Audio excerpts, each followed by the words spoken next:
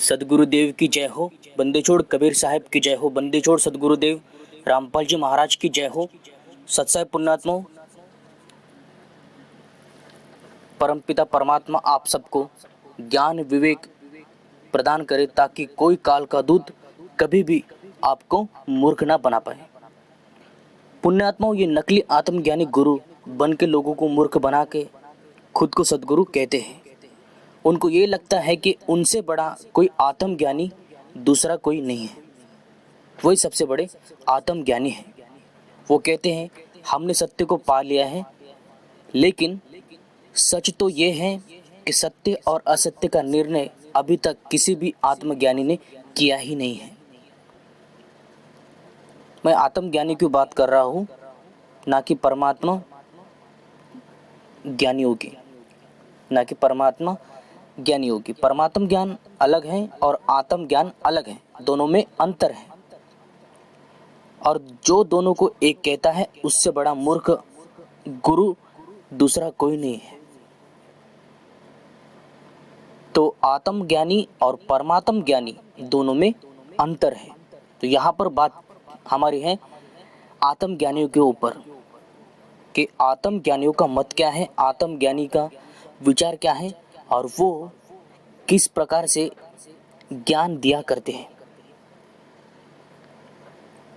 खुद को संपूर्ण जान लेना, कौन है हम, कहाँ से आए, हमें जाना कहाँ है, हमारा लक्ष्य क्या है, ये सब बोध जब हो जाता है तब वो व्यक्ति आत्मज्ञानी बन जाता है। इसी को आत्म ज्ञानी कहते हैं। आत्मा का बोध होना ही आत्म ज्ञान है, खुद को जानना ही आत्म ज्ञान है। आत्मज्ञानी बनना कोई बहुत बड़ी उपलब्धि नहीं है, क्योंकि समुद्र को नहीं जाना और बूंद को जान लिया है, तो इतना अंतर है दोनों में। तो समुद्र और बूंद में अंतर है। आत्मज्ञान उस बूंद के समान है और परमात्म ज्ञान वो एक सागर की भांति है। तो दोनों में अंतर है।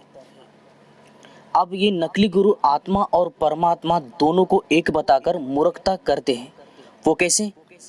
देखो पुण्यात्माओं, जो कबीर साहब की वाणी है उसमें जीव ब्रह्म भाव और पीव पूर्ण भाव दोनों तत्व और नितत्व रूप बोध होता है। वाणी में तत्व और नितत्व का बोध होता है। कबीर साहब की वाणी जीव ब्रह्म भाव और पीव पूर्ण ब्रह्म भाव दोनों में अंतर है। तत्व रूप उसे कहते हैं जो पांच तत्व की काया को धारण करने वाली आत्मा तत्व के माया जाल में फंसी रहती है। वो नितत्व की अवस्था प्राप्त नहीं कर पाती है, इसलिए ये तत्व रूपी आत्मा शरीर धारण करती है। बार बार शरीर धारण करना भी एक बंधन है। बार बार शरीर को धारण करना भी एक बंधन है और इसी बंधन का अंत होता है शब्द से, सत्य शब्द से, सार नाम से, सार शब्द से। तो आत्मा का बंधन काटने वाला वो शब्द है और शब्द के बिना ही ये आत्मा बार बार जन्म मरण के चक्र में फंसी रहती है। आत्मा नहीं मरती है, लेकिन आत्मा शरीर बदलती है और यही आत्मा का सबसे बड़ा बंधन है। उस अवस्था को प्राप्त हो जाना, उस अवस्था को प्राप्त हो जाना जो काफी दुखदायक है।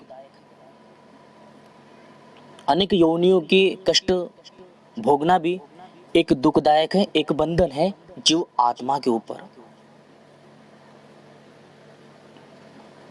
तो आत्मा अपनी राह बदलकर नितत्व की अवस्था को प्राप्त नहीं कर पाती है बिना शब्द के, और उस परम नितत्व की अवस्था को प्राप्त करना सहज नहीं है।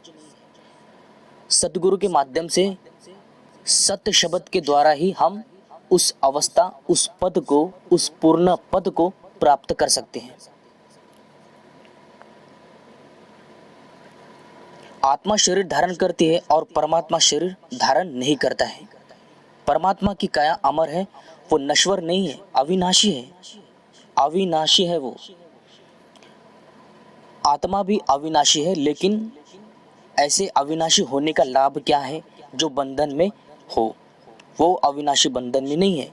ये आत्मा अविनाशी बंधन में है, तो जाहिर सी बात है ये मुक्त नहीं है, स्वतंत्र नहीं है।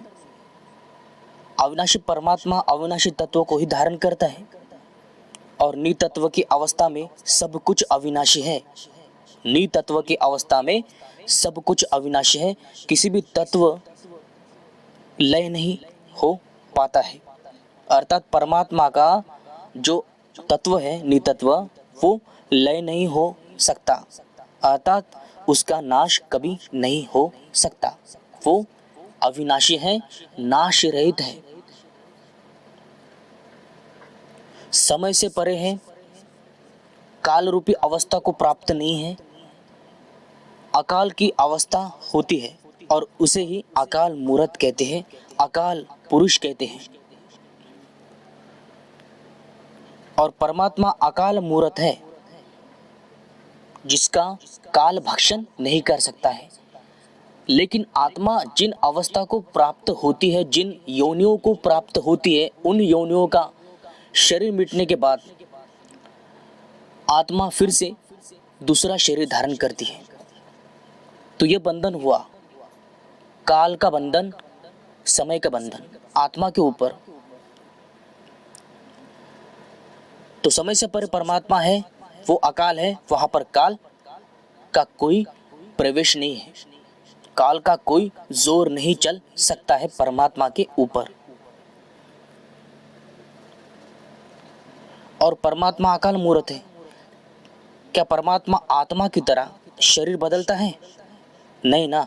तो फिर आत्मा और परमात्मा दोनों एक कैसे हो सकते हैं? ये भूल है सबसे बड़ी इन आधुनिक गुरुओं की। लेकिन ये शब्द भाव किस अवस्था की बात करता है, ये शब्द वाणी किस अवस्था की बात करती है, तो ये लोग नहीं जान पाए। तो कबीर वाणी का सार ये लोग नहीं जान पाए और उन वाणियों का उल्टा सुल्टा अर्थ करके आपको बताते रहे, आत्मा को परमात्मा बताते रहे, लेकिन आत्मा परमात्मा बिल्कुल भी नहीं हो सकती है।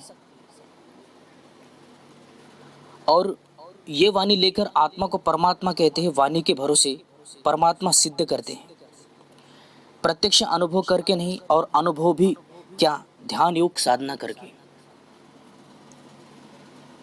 ये वाणी देखिए, कबीर वाणी है।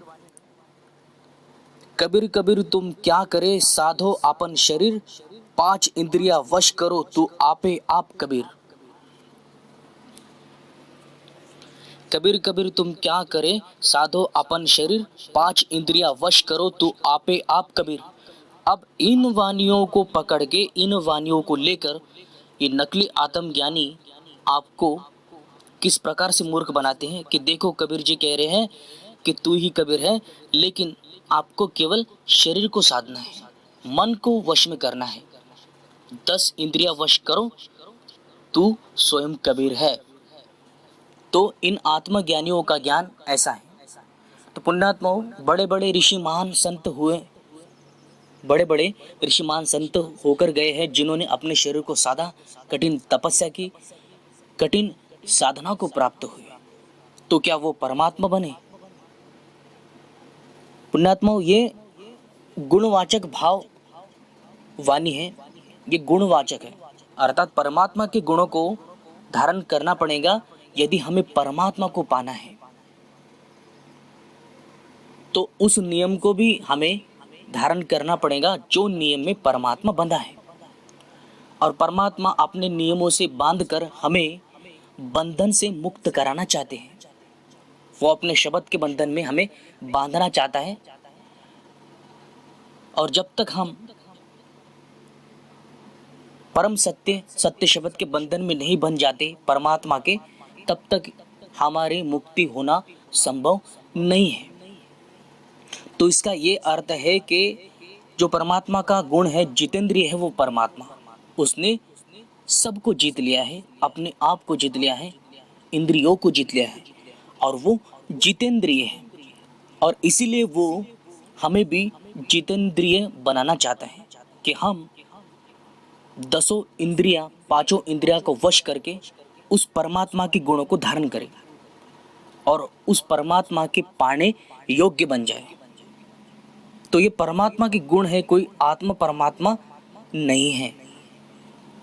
ये वाणी कहती है कि परमात्मा के गुणों को धारण करना पड़ेगा, तब आप परमात्मा के भांति गुण धारक हो। ब्रह्म की अवस्था प्राप्त करने के लिए हमें ब्रह्म के नियम को पालन करना पड़ता है। जो पूर्ण ब्रह्म परमात्मा है, जो उसका नियम है, जो उसकी मर्यादा है, तो उसका पालन करके ही हम उसको प्राप्त कर सकते हैं। और यही है नियम, और इसी नियम को गुण कहते हैं। तो परमात्मा का गुण है जितेंद्रिय, और ये वाणी कहते हैं कि हमें जितेंद्रिय बनना है, सभी इंद्रियों को वश में करना है, सभी इंद्रिया को जीत लेना है। दसों इंद्रिया वश करो, 5 इंद्रिया वश करो, तो आप ही आप कबीर। फिर आप कबीर के भांति, उस परमात्मा के भांति गुणवान बन जाएंगे। यदि हम विजय प्राप्त कर लेते हैं, जितेंद्रिय बन जाते हैं।